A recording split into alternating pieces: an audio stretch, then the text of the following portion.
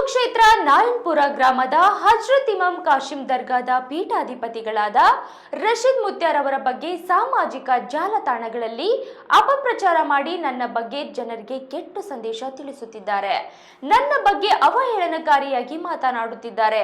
ಅವರ ಮೇಲೆ ಕಾನೂನು ಕ್ರಮ ಕೈಗೊಳ್ಳುತ್ತೇನೆ ಮತ್ತು ನನ್ನ ಕಡೆಯಿಂದ ಜನರಿಗೆ ಸಮಾಜ ಸೇವೆ ಮಾಡುತ್ತಿದ್ದೇನೆ. ನಾನು ಜನಗಳಿಂದ ಹಣ ಪಡೆದಿಲ್ಲ ಎಂದು ಮಾಧ್ಯಮದ ಮುಂದೆ ಮುತ್ಯಾರವರು ತಿಳಿಸಿದ್ದಾರೆ.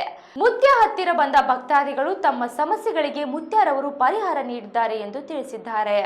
ಬಂದ ತಕ್ಷಣ 2 ತಿಂಗಳ ಗರ್ಭವತಿ, 2 ತಿಂಗಳ ಗರ್ಭವತಿ. ನೀವು ಹಾಸ್ಪಿಟಲ್ಗೆ IVF ಮಾಡಿಸ್ತೀರಿ, ಔಷಧಿ ತೋತೀರಿ, ಎಲ್ಲಾ ಮಾಡ್ತೀರಿ. ಆದ್ರೆ ದೌರ್ ಮೇಲೆ ನಂಬಿಕೆ ಇಡ್ರಿ. ನೀವೇನಕ್ಕೆ ಮಾಡ್ರಿ? ಹಾಸ್ಪಿಟಲ್ಗೆ ಹೋಗಕ್ ಬೇಡಲ್ಲ ನಿಮಗೆ, ನಾನು ನನ್ನ ಬಲ್ಲಿ ಬರೀ ಅಂತ ಯಾರಿಗೂ ಹೇಳಲ್ಲ ಅಂತ. ಆದ್ರ ಇವತ್ತು 21 ವರ್ಷ ಹೈಯೆಸ್ಟ್ ಇದು, 28 ವರ್ಷ ಹೈಯೆಸ್ಟ್ ಆಗಿದ್ದದ. ಅದು ಇದೊಂದು ಹೈಯೆಸ್ಟ್ ನಮ್ಮ ಕೈಯಾಗ. 21 ವರ್ಷ ಹೈಯೆಸ್ಟ್. ಎಷ್ಟು ತಿಂಗಳಪ್ಪ? ಎಷ್ಟು ತಿಂಗಳ ಎಷ್ಟು ಅಮಾಸಿ ಬಂತ ಹೇಳಿದೇವ ನಿಮ್ಗೆ?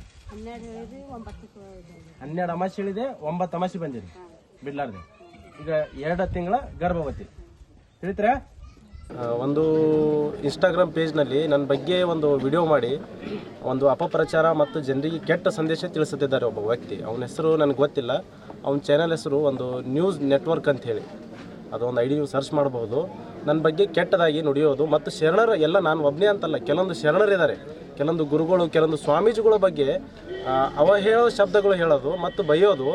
ಈಗ ನಾನು ನನ್ನ ಬಗ್ಗೆ ಒಂದು ಕೆಟ್ಟದಾಗಿ ಬೈಯೋದು, ಒಂದು ಯಾಶೇಷಿ ಮಾತಾಡೋದು, ಇದು ಮಾಡ್ತಾ ಇದ್ದಾನೆ ಅವನು. ಮತ್ತೊಂದು ಹಳೇದು ಯಾವುದೇ ಒಂದು ರೆಕಾರ್ಡಿಂಗ್ ಇಟ್ಟು ನಾನು ಒಬ್ಬ ಮನುಷ್ಯಗೆ ಒಬ್ಬ ಜೀವ ಬೆದರಿಕೆ ಕೊಟ್ಟಿದ್ದೇನೆ ಅಂಥೇಳಿ ಅದು ಒಂದು ನ್ಯೂಸ್ ಮಾಡಿದ್ದಾನೆ ಅವನು. ಅದು ಒಂದು ಫೇಕ್ ಪೇಜಲ್ಲಿ ಮಾಡಿದ್ದಾನೆ ಅವನು. ಅದ್ರ ಬಗ್ಗೆ ನಾನು ಕಾನೂನಾತ್ಮಕ ಏನು ಕ್ರಮ ಕೈಗೊಳ್ಬೇಕು ಕೈಗೊಳ್ತೀನಿ ನಾನು. ಅದು ಆದ ತಕ್ಷಣ ನನ್ನ ಬಗ್ಗೆ ಇದು ಏನು ಕೆಟ್ಟದಾಗ ಸೋಷಿಯಲ್ ಮೀಡಿಯಾದಲ್ಲಿ ನಡೆದಿದೆ ಅಲ್ರಿ ಸರ, ಅದಕ್ಕೆ ನಾನು ಆದಷ್ಟು ಬೇಗ ಒಂದು ಕಾನೂನಾತ್ಮಕವಾಗಿ ಕ್ರಮ ಕೈಗೊಳ್ತೀನಿ.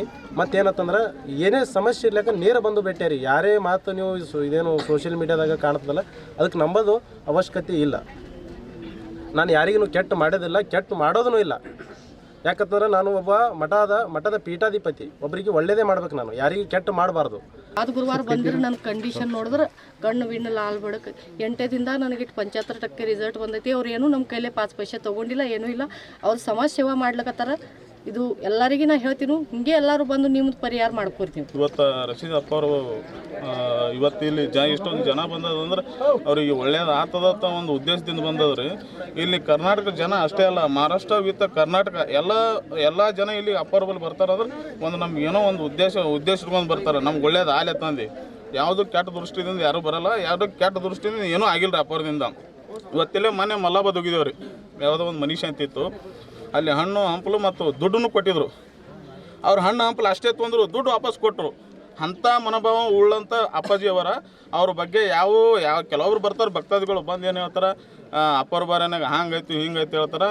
ಯಾವುದು ಏನಿಲ್ಲ, ಮಾಧ್ಯಮದವ್ರಿಗೆ ತಿಳಿಸೋದೇನವ, ಅಪ್ಪಾಜಿಯವರು ಇದು ಸನ್ಮುಖದಾಗ ಯಾರು ಅಪ್ಪಾಜಿಯವರು ನಡ್ಕೋತಾರೆ ಅವ್ರಿಗೆ ಒಳ್ಳೇದೇ ಆಗ್ಯದ. ಎಷ್ಟೋ ಜನ ಮಕ್ಕಳು ಕೊರತೆ ಮಕ್ಕಳು ಆಗ್ಯಾವ. ತಾಲೂಕಿನಿಂದ ಬಂದಿದ್ದೀನಿ ರೀ. ಇಲ್ಲಿ ಒಂದು ಯಾವುದೇ ಜಾತಿ ಧರ್ಮ ಮೇಲು ಕೀಳು ಹೆಣ್ಣು ಗಂಡು ಅಮ್ಮ ಭೇದ ಭಾವ ಯಾವುದೇ ಇಲ್ಲ.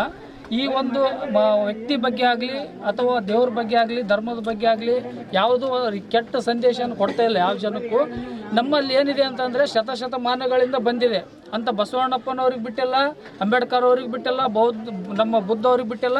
ಎಲ್ಲರಿಗೂ ಒಂದು ಅವಹೇಳನಕಾರಿ ಅಪಪ್ರಚಾರ ಮಾಡೋದು ನಮ್ಮ ಜನರಲ್ಲಿ ಮೊದಲಿಂದನೂ ಬಂದಿದೆ, ಈಗ ಕೂಡ ಬರ್ತಾ ಇದೆ. ಯಾಕಂದ್ರೆ ಅಂಥ ಒಂದು ಶ್ರೇಷ್ಠ ವ್ಯಕ್ತಿಗಳ ಸಾಲಿನಲ್ಲಿ ನಮ್ಮ ರಶೀದ್ ಮುತ್ಯ ಅವರು ಬರ್ತಾ ಇದ್ದಾರೆ. ಇದು ನಮ್ಮ ಒಂದು ಹೆಮ್ಮೆ.